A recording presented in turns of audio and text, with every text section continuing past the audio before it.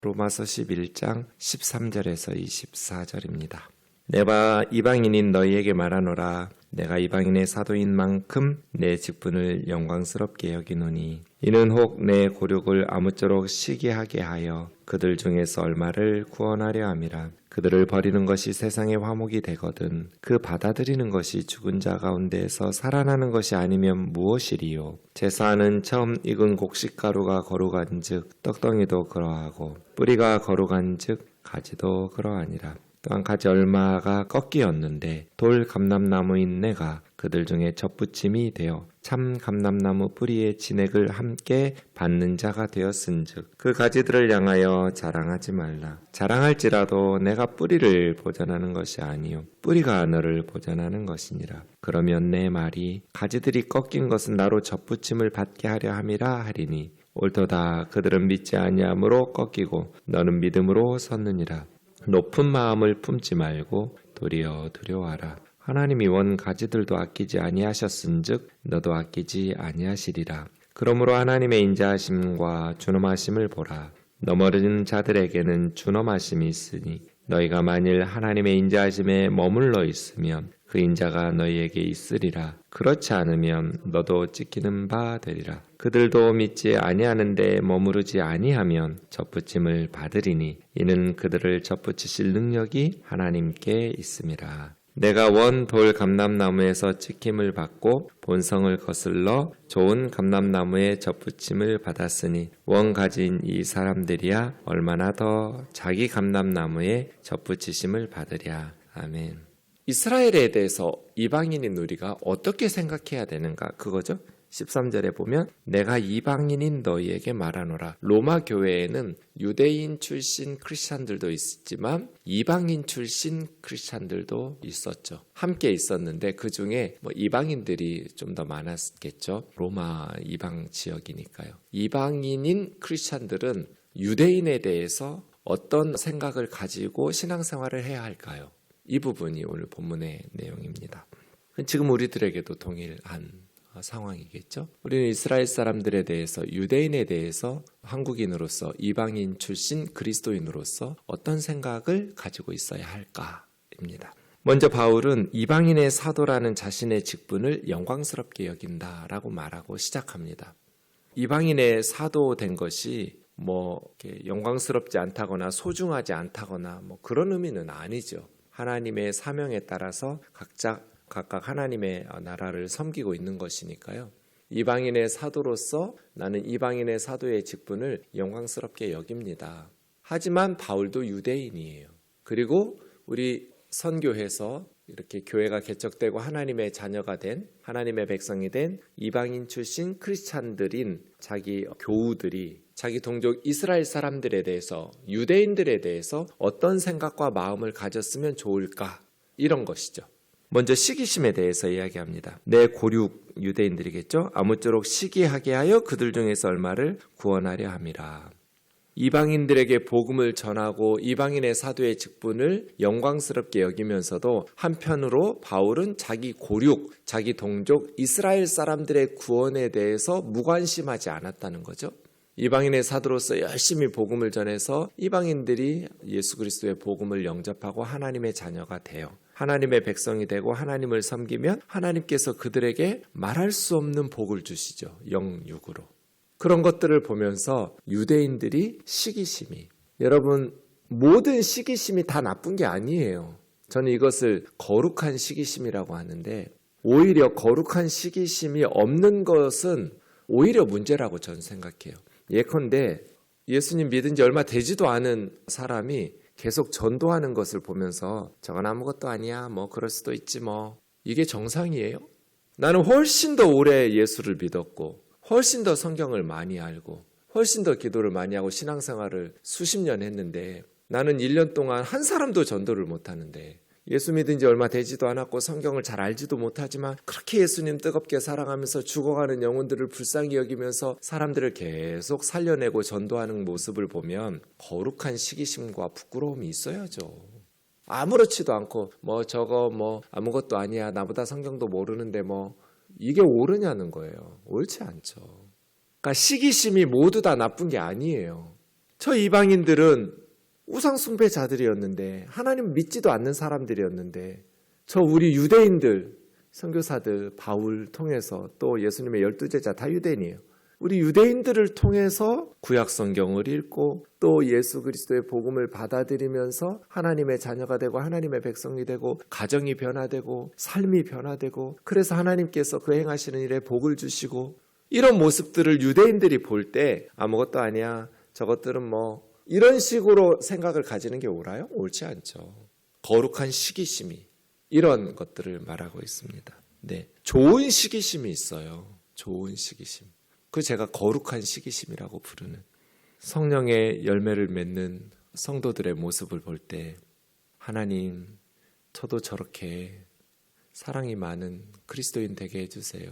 기쁨이 있고 화평을 이루는 피스메이커 역할을 하고 오래 참고 다른 사람들을 불쌍히 여기는 자비심이 있고 또 신실하고 믿을 만한 거짓 없는 진실한 사람 되고 온유하고 절제하고 뭐 이런 것들을 볼 때 뭐 나는 은사가 없으니까 성령의 열매는 은사가 아니에요. 그러한 열매들이 은사라면 뭐 나는 사랑의 은사를 받지 못했으니까 난 좀 이래 까칠해 이렇게 말할 수 있지만 성령의 9가지 열매는 은사가 아니에요. 은사는 그 사람의 필요에 따라서 성령님께서 주시기도 하고 안 주시기도 하지만 열매는 우리가 성령의 사람이라면 우리 안에 성령이 계신다면 반드시 맺히는 게 정상이죠. 성령의 열매가 맺히지 않으면 뭔가 고장난 거예요. 열매가 맺지 않는 나뭇가지를 어디다 써요? 찍어서 불쏘시개로나 쓰죠. 우리 안에 성령이 내주하시는데 내가 성령의 열매를 맺히지 않는다. 그럼 뭐가 문제 있는 거예요. 물론 은사는 바로 주시면 바로 나타날 수 있어요. 은사는 사역을 위해서 주시거든요. 은사를 구해야죠. 하나님의 사역을 힘있게 감당하고 능력 있게 감당하기 위해서 더 큰 은사들을 사모하라고 그랬어요. 리더십, 다른 사람을 다스리는 은사, 남을 봉사하고 섬기는 은사, 구제하고 긍휼히 여기는 은사, 방언의 은사, 병 고치는 은사, 가르치는 은사 이런 것들을 사모하고 발전시켜 나가야죠. 하나님의 사역을 능력 있게 감당하기 위해서. 은사는 선물이어서 그냥 받은 즉시 나타나요. 근데 열매는 오래 걸려요. 시간이. 씨앗 뿌려야죠. 싹 나야죠. 자라나야죠. 꽃이 피어야죠. 열매 맺혀야죠. 뭐 처음부터 열매가 달고 맛있는 과일이 되나요? 떨떠름하고 시다가 점점 나무 씨앗에서부터 열매 맺을 때까지 몇 년 걸리잖아요. 성령의 열매는 오래 걸려요. 은사하고 달라요. 성령 충만이라는 것은 성령의 은사와 성령의 열매가 풍성히 나타나는 걸 성령 충만이라고 그래요. 은사만 그러면 그 인격과 열매가 나타나지 않기 때문에 오히려 힘있게 하나님의 일은 하면서도 믿지 않는 사람들에게 손가락질 받아요. 인품이 성숙하지 못하니까요. 그게 다 열매인데. 그래서 거룩한 시기심 말이에요. 나에게는 왜 성령의 열매가 없을까? 이게 은사도 아닌데 나는 왜 사랑이 없을까? 왜 불쌍히 여기는 마음이 없을까? 나는 왜 이렇게 분노를 참지 못하고 친절하고 온유하지 못할까?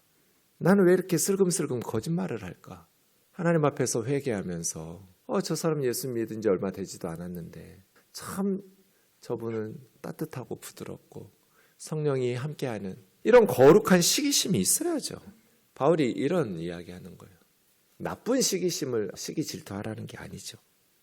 저희가 버리는 것이 세상의 화목이 되거든 받아들여지는 것이 죽은 자 가운데 살아난 것이 아니면 무엇이리요. 어제 제가 요아킴 예레미야서 이야기하면서 말씀드렸습니다. 유대인들이 버림받음으로만 유대인들이 믿지 않아서 이방인에게 전파되었다는 건 아니에요. 유대인들이 복음을 받아들이지 않았기 때문에 이방인들에게 더 빨리 복음이 전파되었다라는 의미죠.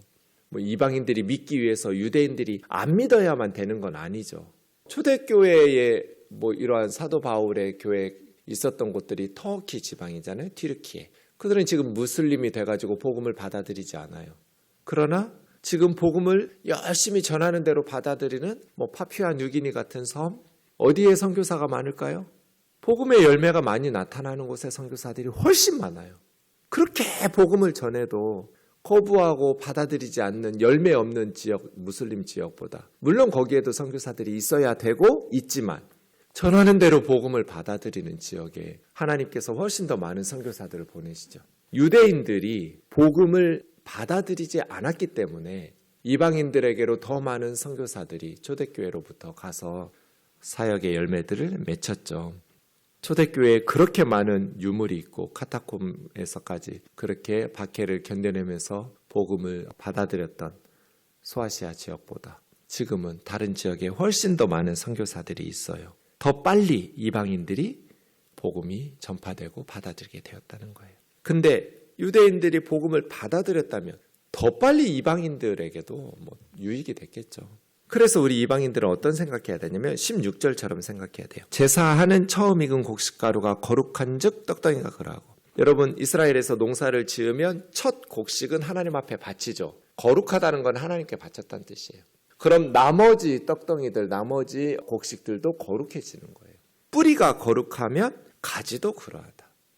여기서 뿌리는 뭐겠어요? 이스라엘 백성들의 족장들이에요. 첫 덩어리들.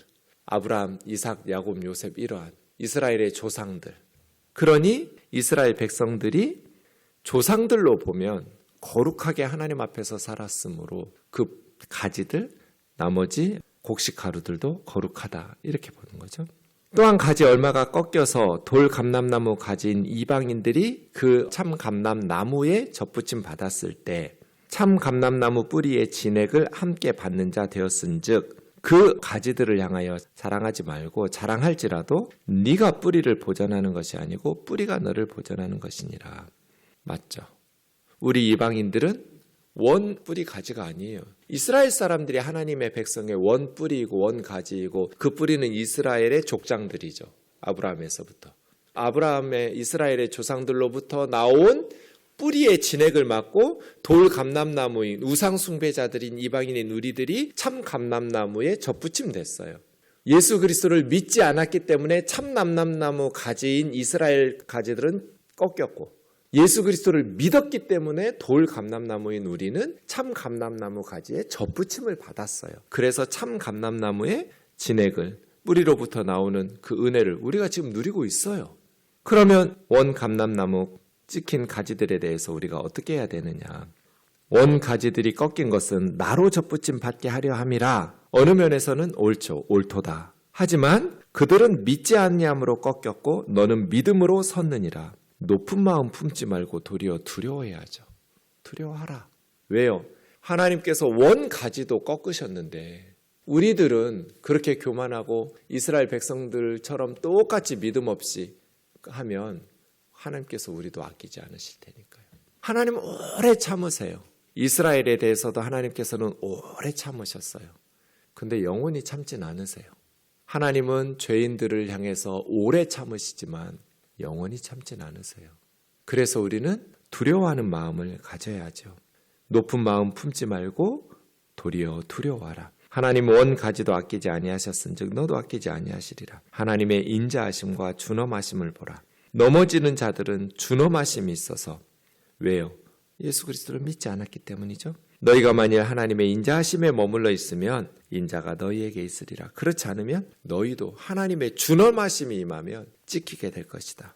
그들도 믿지 않는데 머무르지 아니하면 접붙임을 받으리니. 언제든지 유대인들도 그 믿음 없는 불신앙에서 벗어나서 예수 그리스도를 영접하고 믿음으로 나오면 언제든지 접붙임을 받겠죠. 이스라엘 사람들이. 접붙이실 능력이 하나님께 있습니다. 내가 원 돌 감람나무에서 찍힘 받고 본성 거슬러 좋은 감람나무에 접붙임을 받았으니 원 가진 이 사람들이야 얼마나 더 자기 감람나무에 접붙이심을 받으랴.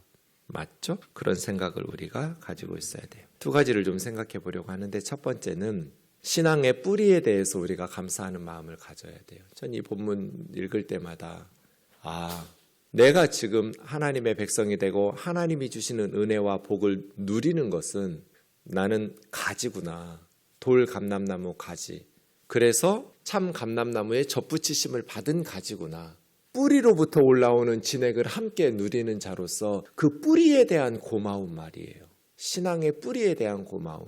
하나님 나라 역사로 보면 이스라엘의 조상들, 족장들에서부터 이 하나님의 복음을 우리에게 전해주기 위해서 애썼던 선교사님들까지 그 신앙의 뿌리에 대해서 우리는 얼마나 기억하고 감사하고 있는가. 내가 잘나서 예수님 잘 믿고 있는 것 같지만 나를 그리스도인으로 신앙인으로 만들기 위해서 주일학교 선생님들이 얼마나 나를 위해서 많이 기도해 주시고 나를 위해서 많이 애타면서 말씀을 가르쳐 주시면서 많이 섬겨 주셨어요. 또 우리를 전도하기 위해서 신앙의 뿌리죠. 얼마나 많은 사람이 기도하면서 눈물로 간구하면서 우리에게 복음을 전해준 또 우리 선교사님들 많은 자녀들을 조선 땅에서 희생당하면서 루비 레이첼 캔드릭 선교사님 이야기 제가 써놨잖아요. 24살에 한국에 와가지고 25살에 맹장 수술 받다가 세브란스 병원에서 죽었어요. 몇 달, 8개월 만인가. 근데 죽기 전에 자기 교회 청년들한테 쓴 선교 편지에 이 말이 있었어요. 그게 묘비명이에요. 지금 양화진에. 나에게 줄 수 있는 1000개의 생명이 있다면 한국에 다 주겠다고. 우리가 그런 사랑을 받은 사람들이죠. 내게 목숨이 1000개가 있다면 그 1000개를 다 한국에다가 갖다 바치겠다고. 이런 선교사님들의 신앙의 뿌리, 이러한 눈물과 간절한 사랑과 기도 덕분에 우리가 이렇게 하나님의 자녀가 되었죠. 교만한 마음을 품지 말고 감사하는 마음을 가지고 겸손한 마음을 가져야겠죠. 두 번째는 이스라엘에 대해서 어떻게 생각해야 될까? 저는 역사 가운데 안타까운 것이 이 부분이에요. 도대체 우리 선배 크리스찬들은 로마서 9장에서 11장까지를 어떻게 읽은 것일까? 도대체 성경을 어떻게 읽었길래 유럽에서 그렇게 많은 유대인들을 학살하고 그렇게 많은 이스라엘 사람들이 지금 이스라엘 사람들이 예수님을 믿으라고 복음을 전하면 역사적인 이야기를 먼저 해요.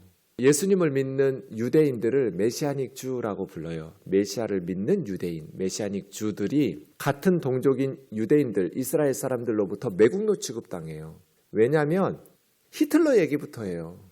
유대인들은 히틀러를 크리스찬으로, 그때 독일은 기독교 국가였잖아요. 유럽이 다 기독교 국가였어요. 그런데 유대인을 600만 명을 가스실로 보내고 학살했어요. 기독교인들이. 도대체 로마서를 어떻게 읽은 거예요? 그 전부터 정말 가슴 아픈 이야기, 영화가 너무 좋은 영화인데요. 저 영화를 잘 보는 사람은 아닌데 인생은 아름다워라는 영화가 있어요. 정말 가슴 따뜻하면서도 가슴 찢어지게 아픈 영화예요. 한 아버지가 어린 아들과 함께 유대인 포로 수용소에서 살아가는 이야기. 인생은 아름다워. 수많은 유대인들이 아무 죄도 없이 가스실로 가듯 그러한 삶 속에서 이 아버지와 아들의 그 숨막히는 생명의 위험 속에서 살아가는 그런 게 실화들이에요. 유럽에서 영국에서는 1290년, 프랑스에서는 1306년 유대인들을 추방하고 십자군 전쟁에서부터 14세기의 흑사병, 코로나 같은 거예요. 전염병으로 유럽인 3분의 1이 죽었어요. 그 패스트가 퍼졌을 때 유대인들을 학살했어요. 유대인들이 우리 우물에 독약을 풀었다. 이런 거짓말을 해가면서 이런 그리스도인들의 죄를 어떻게 씻을 수 있는지 저는 수백만 명의 유대인들을 죽인 이 크리스찬들의 죄를 어떻게 씻을지 모르겠어요. 그래서 지금 이스라엘 사람들에게 예수님 믿으라고 하면 그 역사적인 이야기를 해요. 전 세계가 더하기는 십자가처럼 그어요. 플러스를, 수학 기호를. 유일하게 십자가로 플러스로 긋지 않고 아이들에게 수학을 가르치는 나라가 이스라엘이에요. 전 세계가 앰뷸런스를 빨간 십자가로 그어요. 적십자를. 그런데 유일하게 앰뷸런스에도 십자가를 긋지 않는 나라가 이스라엘이에요. 다윗의 별을 그어요. 십자가, 기독교 지긋지긋하다는 거잖아요. 예수쟁이들. 그렇게 많이 죽이고 학살해서. 그 도대체 로마서 9장에서 11장을 우리 믿음의 선배인 유럽의 그리스도인들은 어떻게 읽은 거예요? 우리는 이스라엘 사람들에서 어떤 마음을 가져야 하는가? 유대인들에 대해서 고마운 마음, 신앙의 뿌리다. 그리고 안타까워하는 마음. 너희가 믿지 아니함으로 찍혔는데 너희가 믿을 때는 원래 가지였으니까 얼마나 더 원가지에 잘 접붙임돼서 요아킴 예레미야스 된다고 그랬잖아요. 유대인들이 크리스찬이 되면. 다른 서방의 신학자들이 볼 수 없는 탁월한 통찰력들이 성경에 대해서 나와요. 원가지들이야 얼마나 더 많은 축복을 누리랴 하고 복음을 전하고 유대인들에게. 이제 우리는 어쩔 수 없어요. 가끔 제 아내가 요즘은 안 그러는데 저를 꼬집어요. 여보 왜 그래? 저는 알죠. 제가 신혼 때 너무나 이렇게 가정에 소홀히 했기 때문에. 그냥 교회에 충성해야 되는 줄 알고 목사는 가정을 그냥 내팽개치고 교회에 충성한다고. 또 옛날 생각났어? 응 하고 웃어요. 그래서 제가 물었어요. 여보, 나는 언제까지 꽃이 피어야 돼? 제 아내 대답이 뭐였을까요? 나도 몰라. 내 마음이 풀릴 때까지. 가끔 그 생각이 나면 당신이 미워져. 아 그래? 그렇구나. 당신이 풀릴 때까지 괜찮아. 그때 생각하면 나 꼬집어. 이스라엘에 대해서 우리 그래야 돼요. 그들의 마음이 풀릴 때까지 그리스도인들은 복음을 전하고 사랑을 베풀어야 돼요. 역사적 과오를 되돌이킬 수는 없어요. 우리 크리스찬들의 죄를 유대인들에게 없는 것으로 해달라고 할 수는 없잖아요. 그들의 마음이 풀릴 때까지 우리는 복음을 전해야 되고 사랑으로 품어야 되고 그들에게 예수 그리스도의 사랑을 나눠야 돼요. 기도하겠습니다. 사랑하는 하나님 아버지, 유럽의 기독교는 유대인들을 차별하고 박해하고 죽이기 시작한 부끄러운 역사. 마틴 루터도 많은 종교개혁자들도 유대인들에 대해서 예수님을 죽인 죄를 물었고 설교했고 그들에 대해서 매우 호전적인 설교들을 했었고 그 종교개혁에 후예들인 유럽의 크리스찬들이 독일을 중심으로 영국에서도 프랑스에서도 온 기독교 국가들이 유대인들을 추방하고 유대인들을 학살하고 유대인들을 미워하고 증오하는 일에 예수님을 믿지 않는다고 해서 예수님을 죽인 책임이 왜 그들에게 있습니까? 예수 믿는 우리를 구원하시려고 주님은 십자가에 죽으셨는데 사랑하는 주님, 성경을 어떻게 읽은 것일까요? 사랑하는 예수님, 온 열방의 사람들이 다 하나님 백성으로 예수 그리스도를 믿고 주님의 품으로 돌아와야 하지만 특별히 이스라엘 사람들이 원가지인데 뿌리인데 그들이 예수 그리스도를 믿고 하나님의 백성으로 회복될 수 있도록 은총 베풀어 주시옵소서. 예수님의 거룩하신 이름으로 기도하옵나이다. 아멘.